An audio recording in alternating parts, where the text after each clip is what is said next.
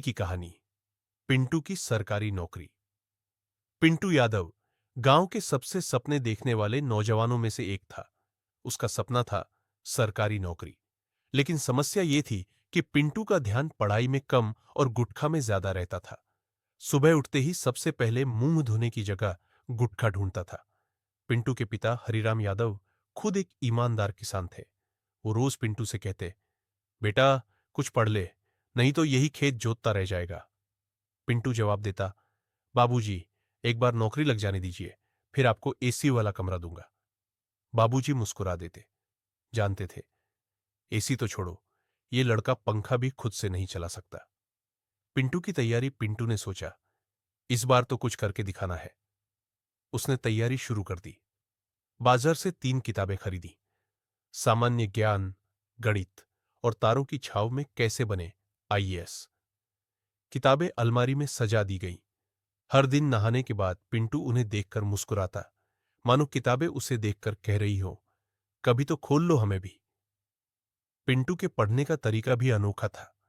जब भी पढ़ाई का मन बनाता, सबसे पहले मच्छरों को भगाता, फिर पंखा ठीक करता, फिर चाय बनाता, और जब तक पढ़ाई शुरू करता तब तक नींद आ जाती।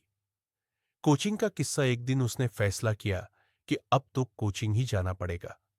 शहर की सबसे प्रसिद्ध कोचिंग शर्मा जी की क्लासेस में दाखिला लिया। शर्मा जी खुद 20 साल से एसएससी की तैयारी करवा रहे थे।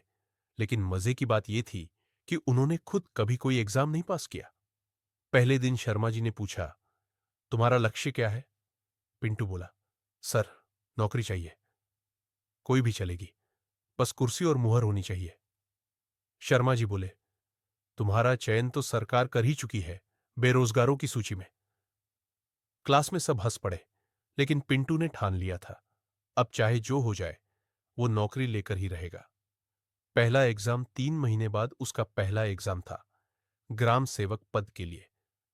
पिंटू ने सेंटर पर पहुंचकर देखा, बाकी सब लड़के किताबें पढ़ रहे थे, नोट्स देख रहे थे, और वो एक कोने में बैठा समोसे खा रहा था। परीक्षा शुरू हुई। पहला सवाल था, पंचायती राज की शुरुआत कब हुई? पिंटू ने तुरंत लिखा। जब गांव वालों ने मिलकर यह तय किया कि अब सरपंच को चाय के साथ बिस्किट भी चाहिए। बगल वाला लड़का हंसते हंसते गिर गया। निरीक्षक ने डांटा, लेकिन पिंटू को गर्व था कि उसने माहौल हल्का कर दिया।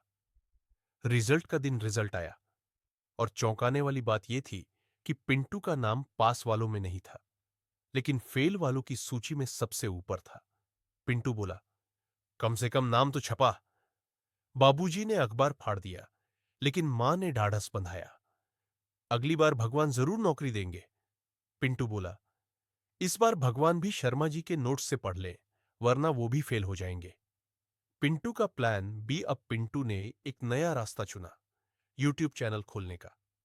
नाम रखा सरकारी नौकरी की जुगाड़ विद पिंटू भैया। पहले ही वीडियो में उसने बताया कि कैसे परीक्षा में कॉन्फिडेंस के साथ गलत उत्तर भी सही लग सकते हैं। लोगों को मजा आया, वीडियो वायरल हो गया, हजारों सब्सक्राइबर हो गए। अब पिंटू को लोग गुरुजी कहने लगे। वो खुद भी भूल गया था कि उसने नौकरी के लिए पढ़ाई शुरू की थी। एक अनोखा ऑफर। एक दिन एक मंत्री जी के पीए का फोन आया, पिंटू भैया, मंत्री जी आपके वीडियो के बड़े फैन हैं, उन्हें आपकी हंसी पसंद है, वे चाहते हैं कि आप उनके डिजिटल प्रचार का चेहरा बनो। पिंटू बोला, मतलब नौकरी लग गई? पीए ने कहा, हां, पर नौकरी सोशल मीडिया की है, सरकारी नहीं।